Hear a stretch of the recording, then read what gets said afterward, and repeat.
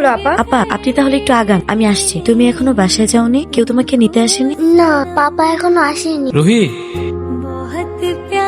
তোমার মতো বক্তার সাথে আমি রেখে আছি, অন্য কেউ হলে জীবনে থাকতো না। আমার দোষটা কি? নিয়তি বড়ই অদ্ভুত। নিয়তিকে অদ্ভুত বলছেন কেন? মাফ করতে পারেননি আমাকে? চোখ বন্ধ করো। কেন? খালি প্রশ্ন করে। আচ্ছা ঠিক আছে, নো। চোখ খোলো। এ আর নতুন কি? প্রতিদিন তো এই একই সস্তা গোলাপ নিয়ে আসো। গোলাপ কখনো সস্তা হয় না। এটার দাম 10 টাকা হলো, এতে ভালোবাসা 10 গুণ। নিবিড়, তুমি না অনেক ফিল্মি। এত ফিল্মি হলে কি চলবে বলো তো? কেন চলবে না? এই শোনো, আমার না নাটকের অডিশন আছে, আমার যাইতে হবে। আর একটু থাকো। তুমি গেলে আমার সময় কাটে না, আমার কিচ্ছু ভালো লাগে না। আমি না তোমার মতো না, আমি অ্যাটলিস্ট কিছু একটা করার ট্রাই করতেছি। প্রতিদিন পার্কে বসে সস্তা গোলাপ দেওয়া, ফিল্মি স্টাইলে কথা বলা, এগুলা ভালোবাসার কোনো জাতেও পড়ে না। তোমার কাছে ভালোবাসার মানেটা কি? I am getting late, I have to go. আমার ভালোবাসা নাকি ফিল্মই সস্তা। এতদিনের সম্পর্কে রুহি যখন এই জিনিসগুলো বোঝে না, তখন খুব অবাক হয়। কিন্তু শুরুটা কতই না সুন্দর ছিল। আরে জিজু, আপনি এখানে? হ্যাঁ, তোমা কেমন আছো? এই তো আছি আপনার সাথে না। রুহির চান, ইস, রুহির জয় যে এত খ্যাত। আগে একটা সময় ছিল রুহি, তুমি আমার সাথে কথা না বলে একটা দিনও থাকতে পারতাম না। এখন তোমার কি হয়েছে? তখন সিচুয়েশনটা একরকম ছিল, এখন অন্যরকম। মানে কি রুহি? কথা বলতে চাও না তুমি আমার সাথে? টক্সিক ব্যাপারগুলো যে মায়া ছিল সেটা এখন বুঝতে পারি। তুমি তো আমাকে ঘৃণা করো, তবু কেন মায়া? আমার না ইচ্ছে বাবা হওয়ার। আচ্ছা, জানো আমার না অনেক ইচ্ছা মা হওয়ার। আমাদের বিয়ের পরে ছেলে হলে নাম রাখবো রোহান, আর মেয়ে হলে নাম রাখবো রুহি। আমার কাছে আমার career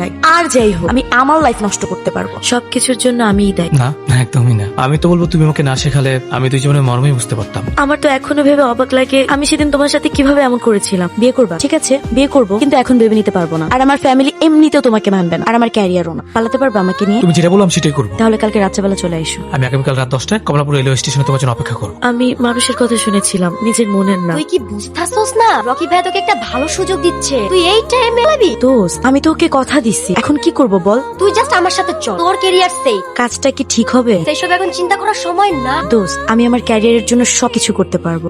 Ruhi, it's my bro Rocky Chowdhury. চিনস তো? অনেক নাটক করছে, প্রডিউসার। হ্যাঁ আমি চিনি। আপনি যে নম্বরে কল করেছেন এই মুহূর্তে ব্যস্ত আছে। জীবনের সব থেকে বড় ডিসিশনটা নিতে আমি সেদিন ভুল করেছিলাম। আর আমি জীবনের সবচেয়ে বড় ধাক্কাটা খেয়েছিলাম। তোরে আমি আগেই বলছিলাম এতটা ইমোশনাল হইস না। এগুলা কি ভাই? দোষ আমার দুনিয়া উল্টে গেছে দোষ, আমার মনটাও ভাঙছে। ও কি রোবট? একবার আমারে বুঝলো না। এত বড় ধোকা দোষ আমি নিতে পারতেছি না। আমি আছি না, আমি তোর ভাই আছি তো তোর সাথে। সেদিন সোলেমান আমার পাশে না থাকলে হয়তো আমি নিজেকে শেষ করে দিতাম। সোলেমান তার চাচাতো বোন জান্নাতের সাথে আমাকে পরিচয় করিয়ে দেয়। জান্নাত আমার অতীত বর্তমান সব জেনে আমার জীবনে এসেছে। আসসালামু আলাইকুম। ওয়ালাইকুম আসসালাম। আপনি নাকি রুহাপুকে অনেক ভালোবাসেন? দেখেন, আপনি যদি এই নামটা আরেকবার মুখে নেন, আমাকে দেখেন দূরে চলে যান।